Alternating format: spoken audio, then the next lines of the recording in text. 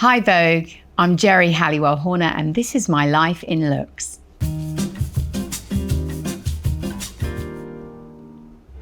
This dress is probably the most poignant reminder of follow your gut instinct. We're going to do the Brits. It's 1997 and we're going to be performing in front of everyone. And I always think fashion is a language. It's the only time you have control. I have control. I remember thinking, okay, maybe I could just put a flag, a British flag of us coming together. And at the time, the stylist said to me, I don't think you should wear that. I got a tea towel, a very inexpensive tea towel. It was probably about £5. I said, let's place it on this Gucci dress. So it's very symmetrical. The Gucci dress does the inner work and is going to hold me in.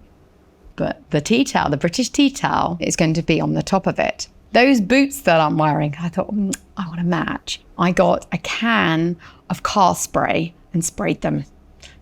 And so they were slightly chipping a little bit. But that is basically the outfit. Let's turn the page. So this is 1997.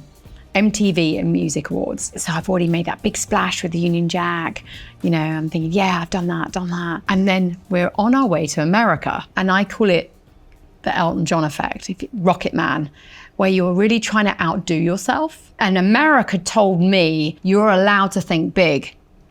And that's not British. We're very, we're funny and we have good humor, but we're modest. But America is like, okay, this is your time, go for it, follow your dreams. This is quite a special moment. Dun, dun, dun. Vogue.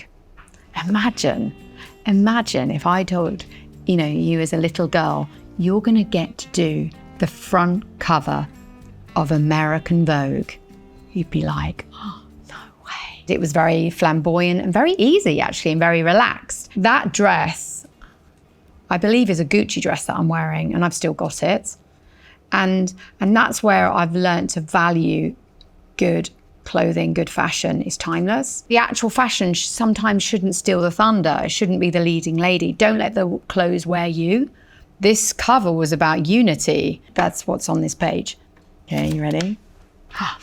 Okay, so this is interesting. I always loved 90s fashion. The pearls, I was doing Vivienne Westwood, Sarah Stockbridge in my own way, and that basque. And it comes back to my motto, even Watford girls wear pearls. It doesn't matter where you're from, you're allowed to celebrate, who you are and feel that sort of, that power. It's really a Elizabethan look, which I always love, the Tudorism, the basque. That powdered white, the bright red lips, pearls. It's classic, it's timeless. I'm always looking for inspiration. I'm like a magpie. So when I have seen other people, dress similar to any of us, I think, oh, that's so nice. It's so flattering, that you feel connected and you feel inspired. That's the whole point. When I left the Spice Girls, at the time, bearing in mind, I'm only like mid-20s, and I don't have the skill sets to communicate. It just wasn't, I didn't like confrontation. It was like a divorce. And what happens when we get divorced, ladies? Some of us cut our hair, some of us sell everything. And I thought, right, I'm gonna sell everything, but I wanna do some good at the same time. I got all my clothes, including the Union Jack dress, and I did a charity auction and we sold it, which was great for the charity. So I was rather pleased about it. Okay. So I'd left the Spice Girls and now I'm going to sing happy birthday to His Royal Highness, the Prince at the time, now the King. He's 50. And I thought, okay, I'm going to sing happy birthday. Underneath this dress, I am wearing Vivienne Westwood, the highest shoes. The ones, do you remember when Naomi Campbell fell over?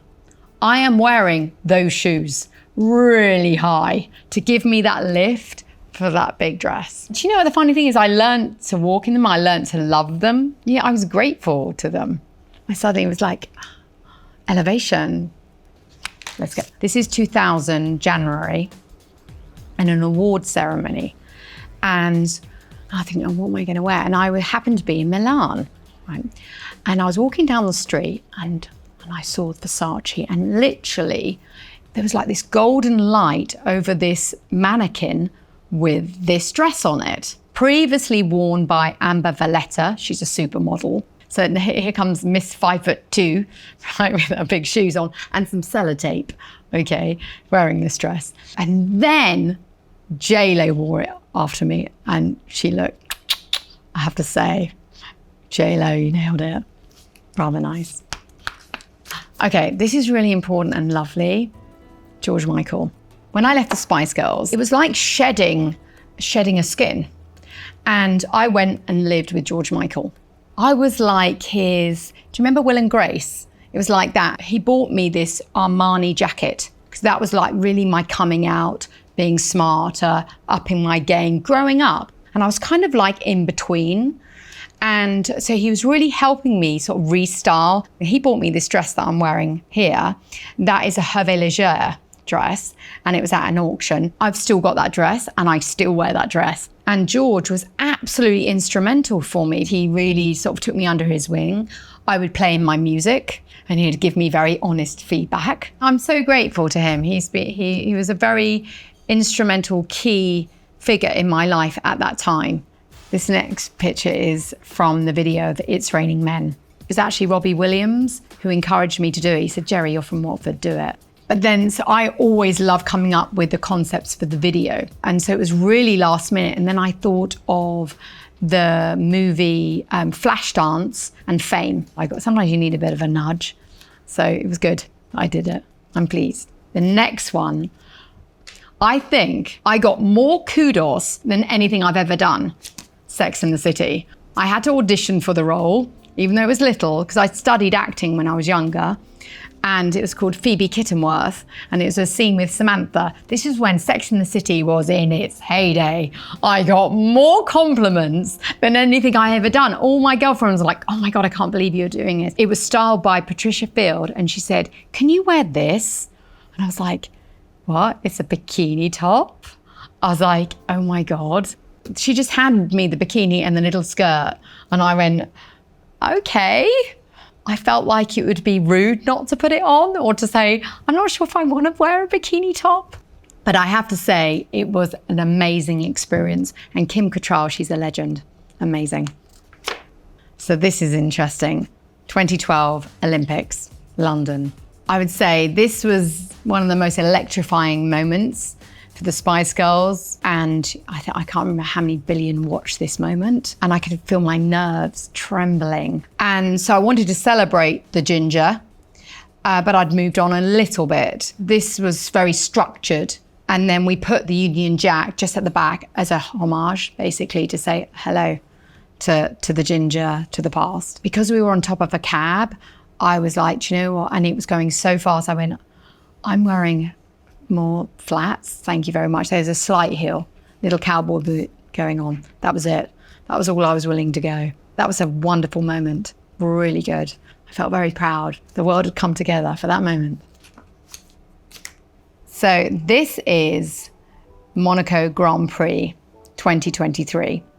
And I'm here with my husband, Christian Horner, and they'd just won. And after, if you win, you always have to go to the Crown Prince's palace for a dinner. This is a new stage in my life where it's like, just want to keep things a little bit simple, a bit more demure. I don't need to over promote my body. Sometimes less is more. I've discovered there's power in that. I was wearing very high heels though, very Yves Saint Laurent. I've always been a fan of F1. My father was a secondhand car dealer.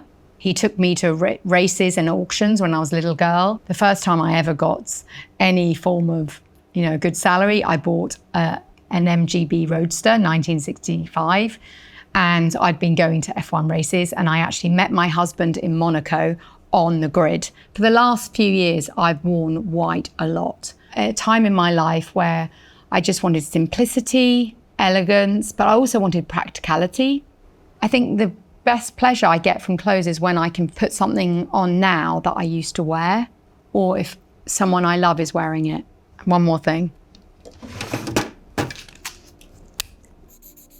Love. Geri.